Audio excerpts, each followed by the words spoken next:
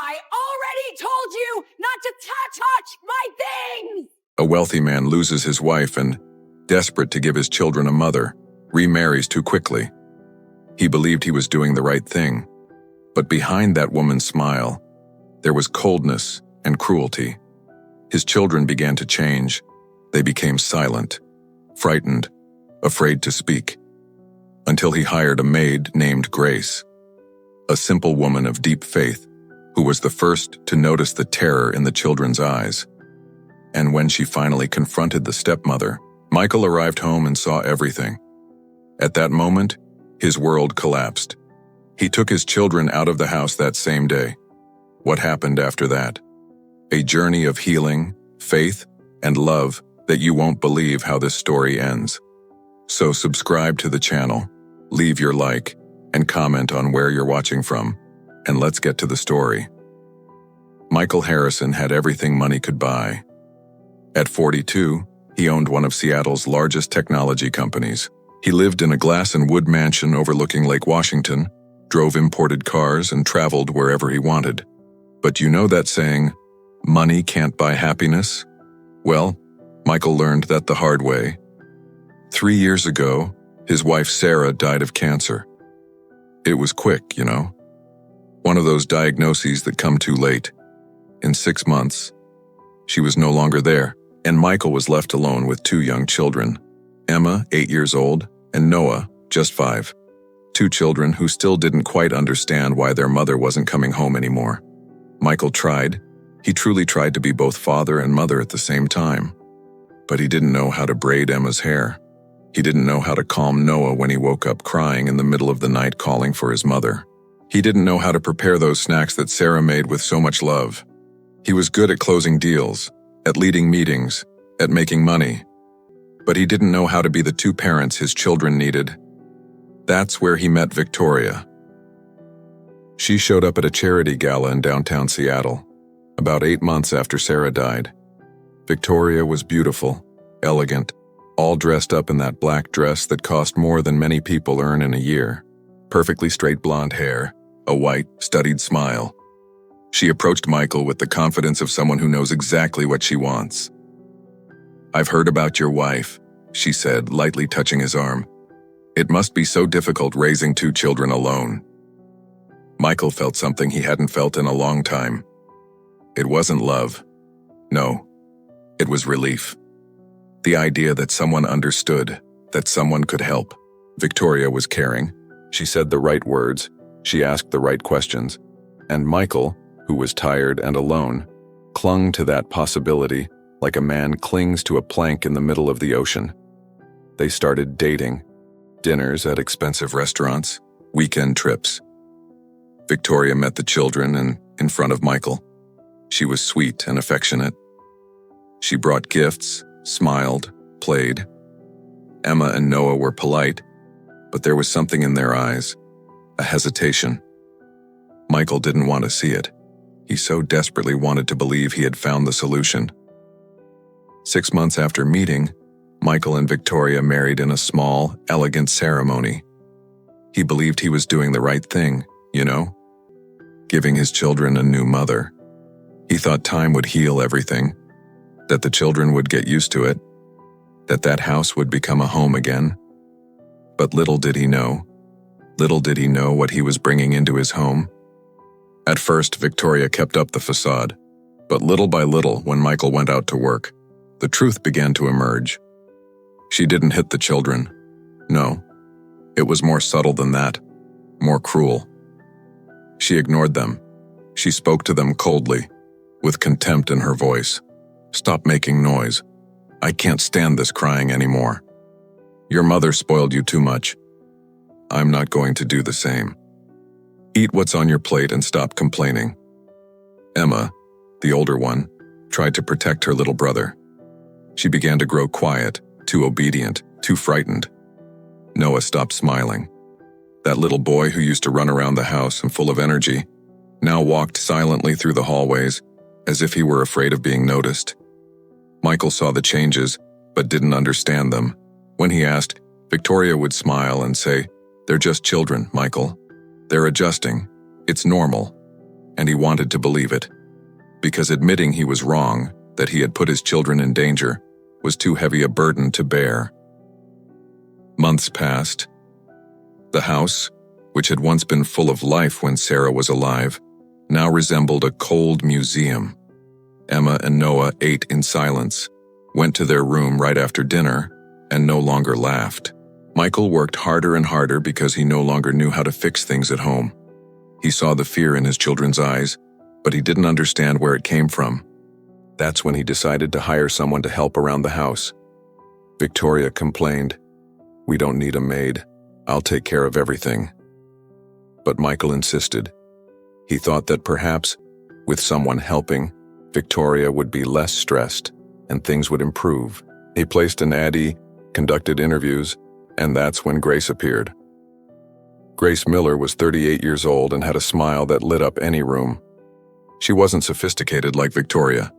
She wore simple clothes, her hands were calloused from hard work, and there was a peace in her eyes that was impossible to ignore.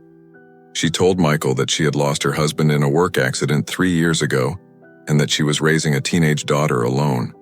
"I know what it's like to lose someone," she said in that soft voice, "and I know what it's like to try to rebuild your life after that." Michael hired her on the spot. There was something about her, a genuine kindness that he hadn't seen in a long time. Grace started working at the Harrisons' house on a Monday morning. She arrived early, with a Bible under her arm and a calm smile on her face. Victoria greeted her coldly, making it clear who was in charge. "Children don't need too much attention. Do your job and don't meddle where you're not wanted." Grace simply nodded, but her eyes were already watching. And what she saw in those first few days broke her heart. Emma and Noah were frightened children. When Grace tried to talk to them, they would look at Victoria before answering, as if asking for permission. Noah barely spoke. Emma had deep, dark circles under her eyes, as if she hadn't slept well.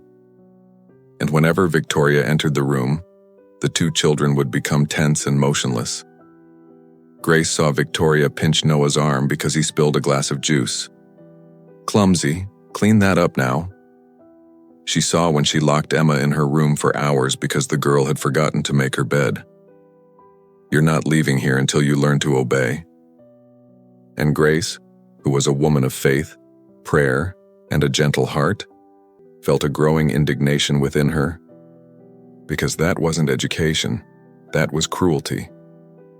She began to treat the children with a tenderness they hadn't received in a long time. She baked cookies and left them on their little table.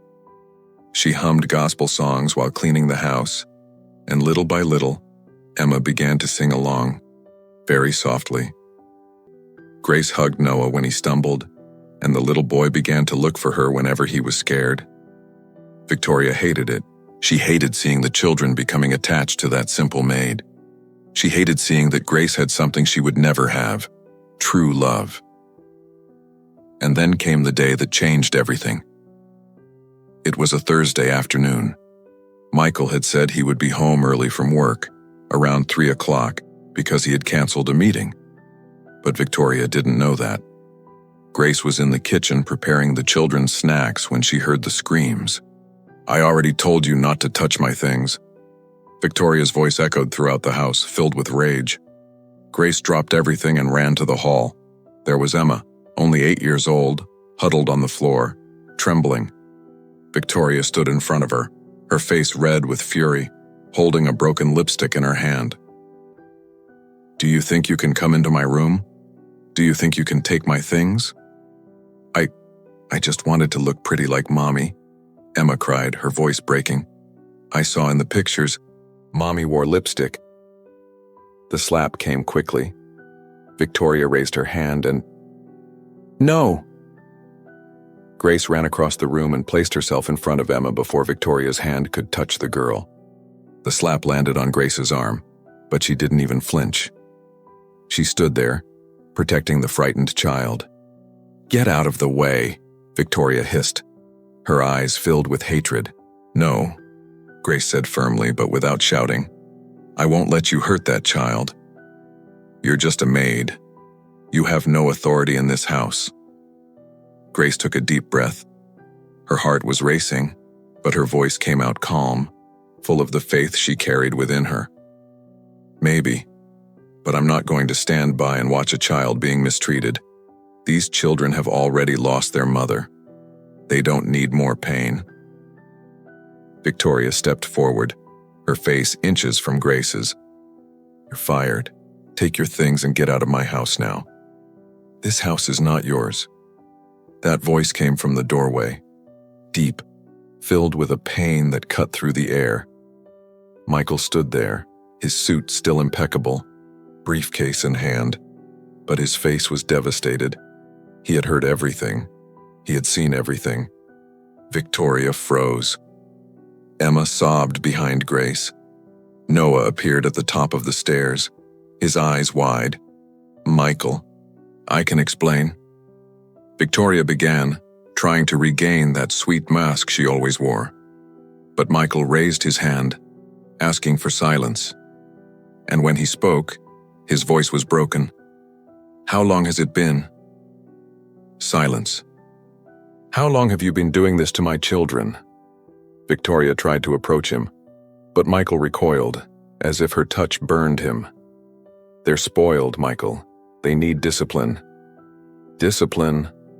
Michael let out a bitter, humorless laugh. You call this discipline? My daughter is on the floor, crying, afraid of you. My son doesn't speak anymore. They're afraid. In their own home.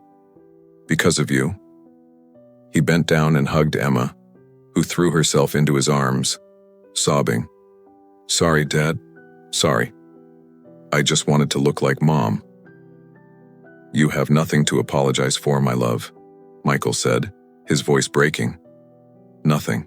None of this is your fault. He looked at Victoria with an expression that mixed disgust and disappointment. I brought you into this house thinking I was doing what was best for my children.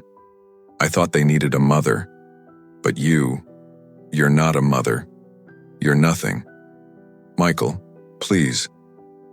Skirt. What? Get out of my house. Now. Victoria tried to argue, but Michael had already taken his cell phone out of his pocket and called his lawyer. Right there, in front of everyone. He initiated the divorce proceedings. He called security guards to escort Victoria out. In less than an hour, she had her bags packed and was being taken away. And Michael stood there, in the middle of that huge, empty hall, holding his two children against his chest as they cried. Years of pain coming out, years of fear, years of silence. Grace stood a few feet away, unsure whether to stay or leave. That's when Michael looked at her, his eyes red. Grace, thank you. Thank you for protecting my children when I wasn't here to do it. She simply nodded, tears streaming down her face. I need help, Michael said, his voice that of a completely broken man. I don't know how to fix this. I don't know how to make my children smile again. I don't know how to be the father they need. Grace approached slowly and knelt down to the children's level. You don't have to do this alone, she said softly. Nobody has to. And it was at that moment, on that horrible and painful day, that Michael made a decision. He was no longer going to pretend everything was all right. He was no longer going to hide the pain. He asked Grace to stay, not just as a maid, but as someone who could truly help him take care of the children. And Grace, with that immense heart she had, accepted. That same night, Michael packed his and the children's bags. They were no longer going to live in that mansion full of bad memories. He rented a smaller, simpler house in a quiet neighborhood, and Grace went with them. It wasn't easy in the first few days. Emma still woke up crying in the middle of the night. Noah had nightmares, but Grace was there. She made hot chocolate when they couldn't sleep. She would sit on the floor of their room and tell them Bible stories, stories of people who had also gone through storms and found peace. You know, Emma, she said one of those nights, while braiding the girl's hair, God sees every tear we cry, and He keeps them all. Nothing you felt was in vain. Grace, God will make us feel okay again. Yes, my love. It will take time, but it will. And little by little, very little by little, the light began to return to the eyes of those children. Michael was changing too. He started working less, spending more time at home. He had dinner with the children every day. He helped with their homework. He played in the yard. And every time he looked at Grace, he saw something he had forgotten existed. Genuine kindness. Grace didn't do it for money. She did it because she loved those children. She sang hymns of praise while she cooked. She prayed before meals, thanking God for their daily bread. And one Sunday, she made an invitation. "Michael, I'm going to church tomorrow morning. The children can come with me if you'll let them." Michael hesitated. He hadn't been to church since he was a child. He wasn't sure if he believed in God, especially after everything that had happened. But he saw Emma's eyes light up at the idea, and he couldn't say no. "I'll go too," he said. And so it was that, on a sunny Sunday in Seattle, Michael entered a church for the first time in over 20 years. It was a small, simple church, nothing like the sophisticated places he frequented. But there was something there, a peace, a human warmth, people who genuinely smiled. The pastor spoke about restoration, about how God takes the broken pieces of our lives and makes something new. And Michael, sitting on that wooden bench, with Emma and Noah on either side, and Grace next to Noah, felt something he hadn't felt in a long time. Hope.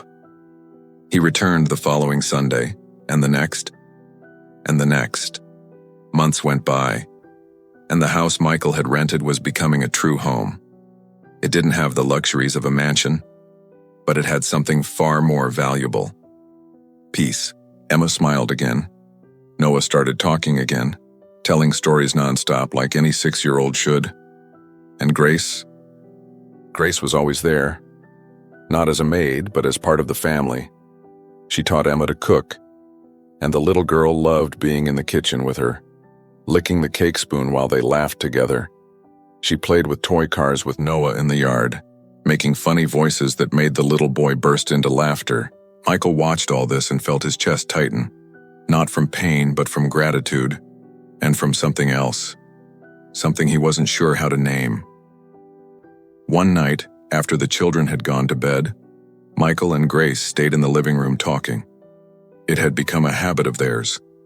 These conversations after the house had quieted down. They talked about everything and nothing. About life.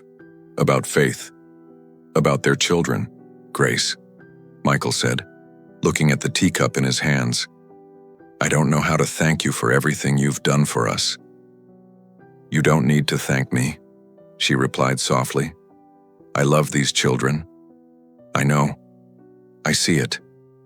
He hesitated, choosing his words carefully. You're different from anyone I've ever met. You have a peace that I can't explain." Grace smiled. "It's Jesus, Michael. It's not me. It's what he did in me." Michael was quiet for a moment. Then he asked, "How can you have so much faith after everything you've been through? Losing your husband, raising your daughter alone, working so hard?" Grace looked at him with those peaceful eyes. "Because I learned that God doesn't promise we won't go through storms. He promises he will be in the storm with us. And every time I thought I wouldn't make it, he held me up." Michael felt something stir within him, a thirst for that certainty that Grace possessed, for that faith that didn't depend on circumstances. It was that night that he, alone in his room, knelt for the first time since childhood and prayed. It wasn't a beautiful or eloquent prayer. It was simple and broken. "God, if you are real, I need you. I messed everything up. I hurt my children. I don't know how to fix this alone. Please, help me." And there, in that dark and silent room, Michael felt something he couldn't explain. A presence, a peace, as if someone had placed a hand on his shoulder and said, "I am here." Things started to change even more after that. Michael began reading the Bible that Grace had given him. He started going to the men's group at church. He made real friends, Not those superficial business contacts he had before. Real people, with real lives, who accepted him regardless of the size of his bank account. And the more time passed, the more he realized that his feelings for Grace weren't just gratitude. They were something deeper. He loved the way she hummed while folding laundry. He loved how she always had a word of encouragement, even on difficult days.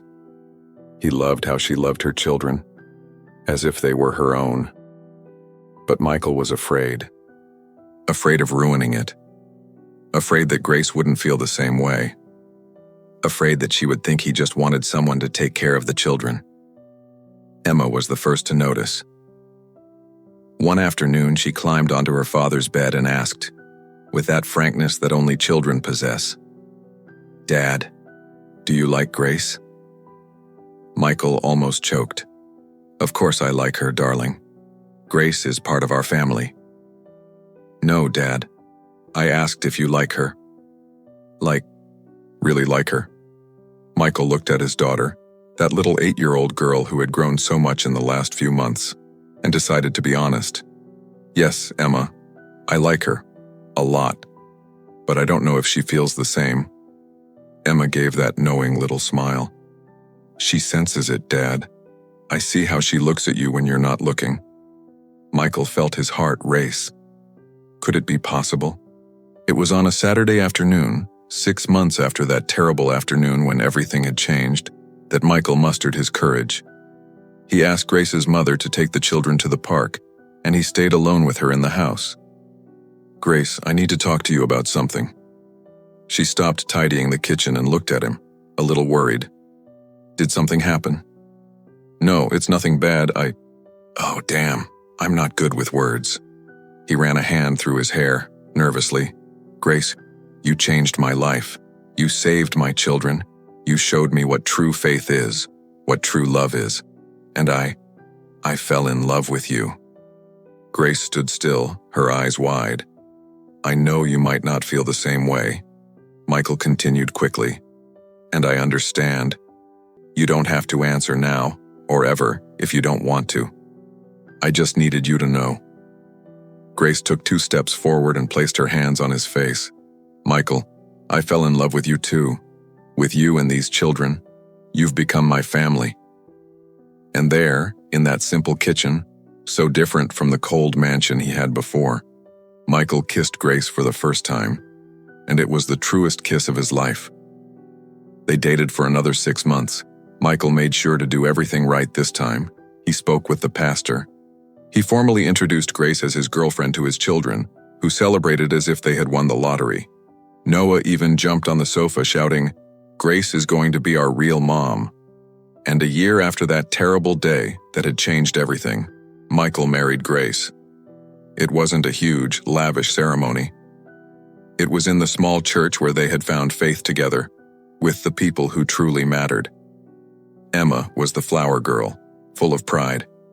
Noah was the ring bearer, carrying the rings as if they were the greatest treasure in the world. And when the pastor asked if Michael accepted Grace as his wife, he said, "I do," with tears streaming down his face. Because he knew, deep in his heart, that this woman was not just the woman he loved. She was the instrument God had used to restore his entire life. Every night, when Michael put Emma and Noah to bed, he saw the smiles on their faces. He saw the light in their eyes. He saw that they were happy children again. And he understood, with a clarity so beautiful it hurt, that God had placed Grace in his life not to clean the house, but to restore an entire family. He had entered that church a year ago as a broken, lost man, not knowing how to fix what he had destroyed. And God had answered in a way he could never have imagined. Not with money, not with success, not with the things Michael had always pursued, but with love, with faith. With a simple woman with a huge heart who had seen beyond the rich man and had perceived a desperate father in need of help. Michael learned that sometimes God doesn't prevent storms. Sometimes he lets us go through them so that we learn to truly trust him, so that we learn what really matters. And every time he hugged Grace, every time he heard his children's laughter echoing through the house, every time he knelt to pray before bed, He gave thanks for that terrible day that had opened his eyes. Because sometimes, we need to lose everything to find what's truly worthwhile. You know, this story reminds us that the answers we seek don't always come in the way we expect. Michael thought money and a new wife would solve everything, but God had other plans. He sent a simple woman with deep faith who saw beyond appearances and saw a family in need of true love. Sometimes God allows us to go through storms not to destroy us, but to teach us what really matters: faith, love, and family. And in the end, Michael discovered that the greatest treasure wasn't in the glass mansion, but in the smiles of those he loved most. If this story touched you, leave a like, comment what you thought, and subscribe to keep hearing stories like this.